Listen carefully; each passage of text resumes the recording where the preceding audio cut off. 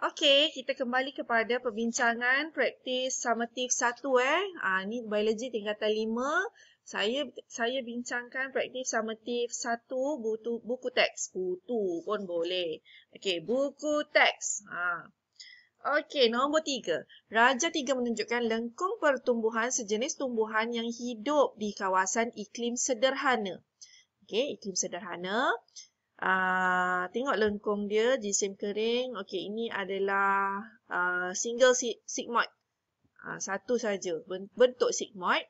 Kenal pasti jenis tumbuhan. Kenal pasti maksudnya namakan. Dan nyatakan satu contoh tumbuhan yang mempunyai lengkung pertumbuhan seperti Raja 3. So, ini adalah tumbuhan, sebab dia dah single sigmoid. Okey, ini adalah tumbuhan semusim. So, contoh bagi satu contoh. Pokok tembikai, pokok labu, pokok apa-apa sajalah tumbuhan yang semusim. Yang kedua, mengapakah terdapat perbezaan bentuk lengkung pertumbuhan pada minggu P dan minggu Q? Okey. Kenapa ada perbezaan? Dekat bahagian P, berlaku penurunan jisim kering kerana makanan yang disimpan dalam kotiledon digunakan untuk percambahan sebelum tumbuhnya daun untuk menjalankan fotosintesis. Okey, awak dah pun buat eksperimen, awak tanam biji benih. Okey, nak keluar dia punya plumul dengan radikal tu, dia ambil masa. Okey, dan awak tengok jisim kalau kita timbang sebenarnya pakai timbang kat dapur mak awak tu tak boleh, dia tak bergerak sebab dia terlalu ringan. Kalau kita timbang dekat makmal ada penimbang digital yang lebih kecil dia punya scale. Okey, kalau kita timbang sebelum keluar radikal dengan plumul tu ada penurunan jisim kering. Jisim kering pula. Sorry, jisim kering tu kita kena letak kat dalam oven. Penurunan jisim. Okey? Ada. Kenapa? Sebab makanan simpanan yang digunakan dalam kotiledon tu digunakan untuk percambahan sebelum tumbuh plumul. Plumul adalah pucuk dan radikal. Okey? Sebab masa tu belum ada daun, belum dapat menjalankan fotosintesis. Jadi dia gunakan makanan simpanan itu dahulu. Okey, pada bahagian Q, berlaku peningkatan jisim kering. Kadar pertumbuhan meningkat dengan cepat. Hal ini adalah disebabkan oleh tumbuhan sedang menjalankan proses fotosintesis. Dan pada hujung lengkung Q ada berlakunya penurunan sedikit. Okey, hujung lengkung Q menunjukkan penurunan. Jisim kering kerana berlakunya proses penuaan. Okey. So, seterusnya Raja 4 menunjukkan peringkat-peringkat pertumbuhan dalam batang pokok Eudicot. Okey, tisu Z kat sini. KLMN. Ini adalah peringkat-peringkat pertumbuhan dalam batang pokok Eudicot. Soalannya adalah namakan tisu Z. So, tisu Z dia refer dekat tengah ni.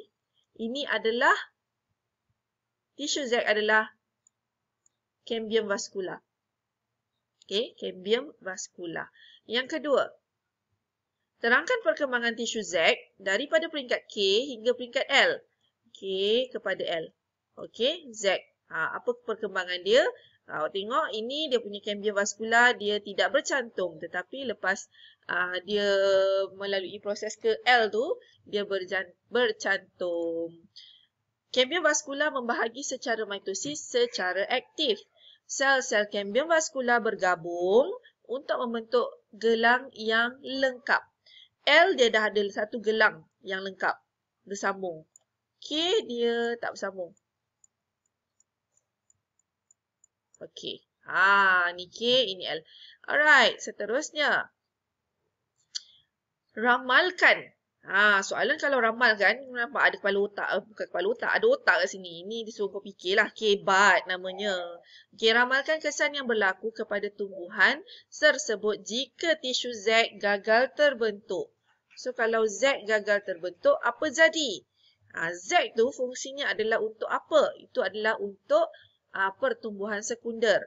Jadi, bila tak ada Z, pertumbuhan sekunder tidak dapat dijalankan.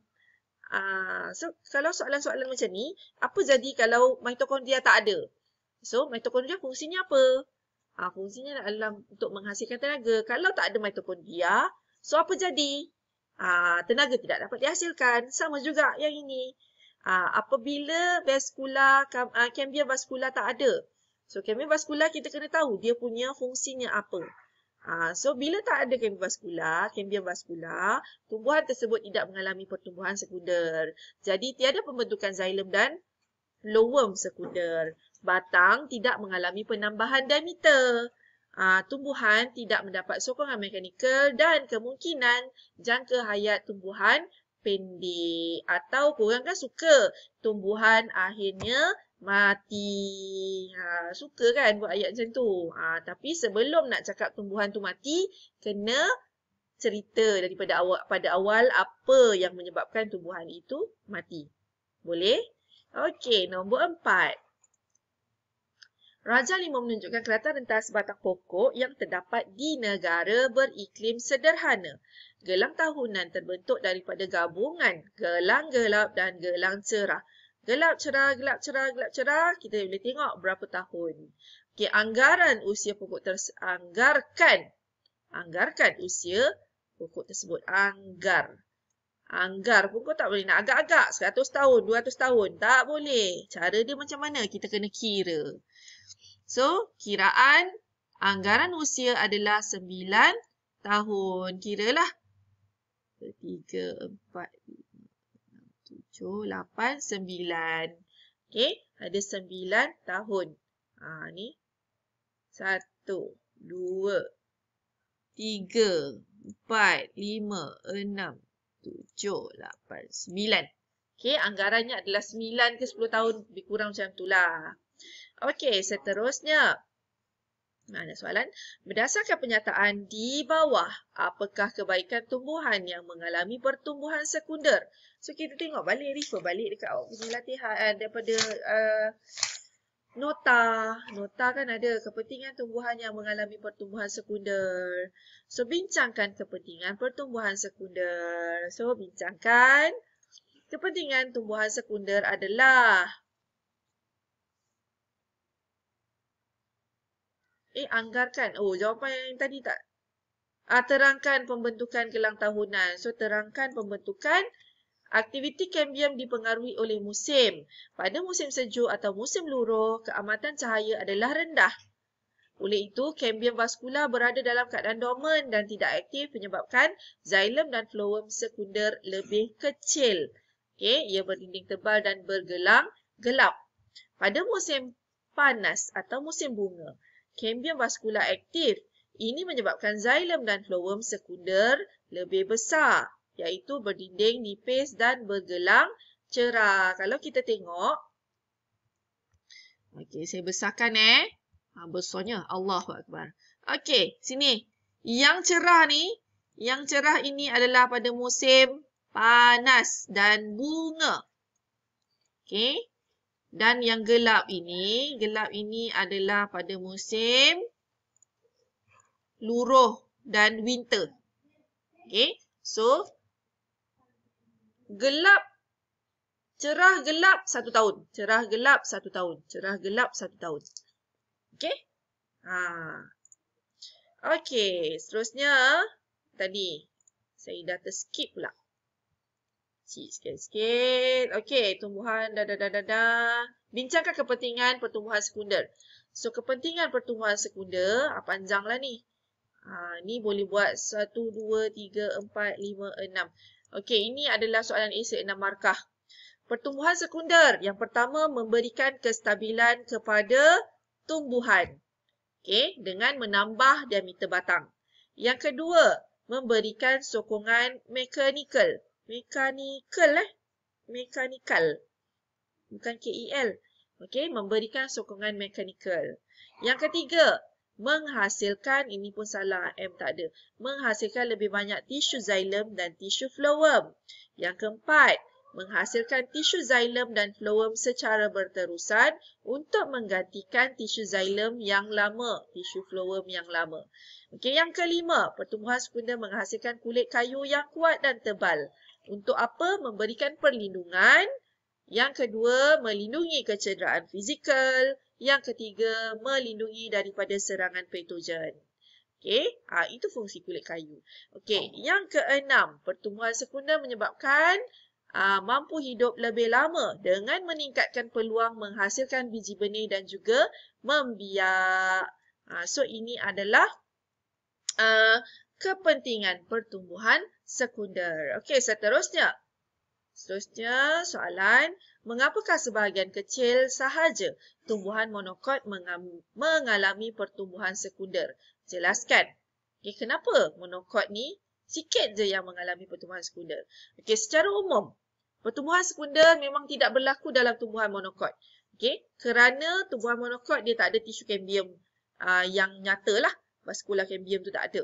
Okay, tisu asas bagi batang tumbuhan monokot tidak mengalami pembezaan membentuk korteks dan juga empulur. Berkas vaskular tersebar di dalam batang. Contohnya adalah Dracena dan juga Aloe sp merupakan tumbuhan monocotyledon yang menunjukkan pertumbuhan sekunder. Tak semua ada dua sahaja iaitu bukan dua sahaja, Allahuakbar. Dua contoh, ada yang lain. Okay, dua contoh. Dracena dan juga Aloe. Aloe ni apa? Lidah buaya. Ini adalah antara tumbuhan monokot yang ada pertumbuhan sekunder. Yang lain-lain tak ada. Okey. 5. Pokok akasia cepat membesar dan mempunyai kualiti kayu yang tinggi mutunya untuk industri perkayuan serta industri pembuatan kertas. Pokok ini juga dapat beradaptasi dengan tanah pada tahap kesuburan yang rendah. Kemandirian survival rate dia sangat-sangat tinggi. Okey. Itu saya baca jawapan. Itu jawapan lah. Nombor 5. Allahuakbar. Dah lapar betul ni. Okey, industri perkayuan di Malaysia ialah penyumbang besar kepada sektor komoditi. Soalan dia mana? Antara inisiatif yang dijalankan oleh kerajaan mengatasi masalah ini dengan membuka ladang hutan akasia. Pada pendapat anda, mengapakah pokok akasia digunakan untuk mengatasi masalah tersebut? So, Malaysia, inisiatif yang dijalankan oleh pihak kerajaan, kita membuka satu ladang hutan akasia. So, akasia ni adalah satu pokok. Kenapa kita gunakan pokok akasia? Itu soalan dia. Jawapan dia barulah ni, ya Allah. Pokok akasia cepat membesar. Satu, mempunyai kualiti kayu yang tinggi mutu, industri perkayuan dalam industri kertas. Okay, so sebab itulah kita gunakan pokok akasia. Satu lagi, pokok ini juga dapat beradaptasi dengan tanah pada tahap kesuburan yang rendah. Kalau tanah tu tak subur pun, dia masih lagi boleh hidup. Okey, minda abad ke-21. Pertumbuhan pucuk apex merencatkan pertumbuhan pucuk lateral. Apabila pucuk apex dipotong secara berkala, pucuk sisi tumbuh secara aktif. Hal ini dapat mengawal ketinggian tumbuhan. Tengok saya dah baca jawapan dulu pula. Soalan dia, ketinggian pokok buah-buahan perlu dikawal supaya tidak terlalu tinggi. Okey, macam pokok-pokok kat rumah kita potong jangan terlalu tinggi, so dia akan merimbun lah. Sebagai seorang ahli botani, Encik Lim telah mencadangkan jirannya memangkas pokok buah-buahan di kebun. Justifikasikan cadangan Encik Lim berdasarkan pengetahuan biologi anda. Kenapa pokok-pokok tu perlu kita cantas? So, jawapannya adalah inilah. Pertumbuhan pucuk apex merencatkan pertumbuhan pucuk lateral. Apabila pucuk apex dipotong secara berkala, pucuk sisi tumbuh secara aktif. Hal ini dapat mengawal ketinggian tumbuhan. Okey. So, saya selesai membincangkan soalan praktis summative bab 1. Okay, selesailah sudah praktis summative bab 1. Okay, untuk video ni saya berhenti setakat ini dulu. Okay, boleh tonton dan juga hafallah cara menjawab. Ini merupakan teknik menjawab soalan juga. Okay, pastikan awak mahir untuk jawab soalan. Alright, itu sahaja kelas. Thank you.